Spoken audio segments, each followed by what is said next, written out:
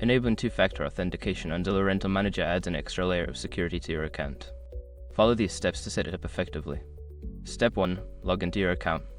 Visit the Zillow Rental Manager website and log in using your username and password. Ensure that you have access to the email or phone number associated with your account. Step 2. Access account settings. Once logged in, navigate to your account settings. Look for an option labeled Account or Settings in the menu, usually found in the upper right corner of the page. Step 3. Find two-factor authentication option. Within the account settings, locate the section for security settings. Here, you should find the option for two-factor authentication. Click on it to proceed. Step 4. Choose your authentication method. Secure your accounts before moving on. People seriously underestimate how often personal information gets exposed online now. Use SRUG to monitor your accounts 24/7 and get notified immediately if your data gets leaked somewhere.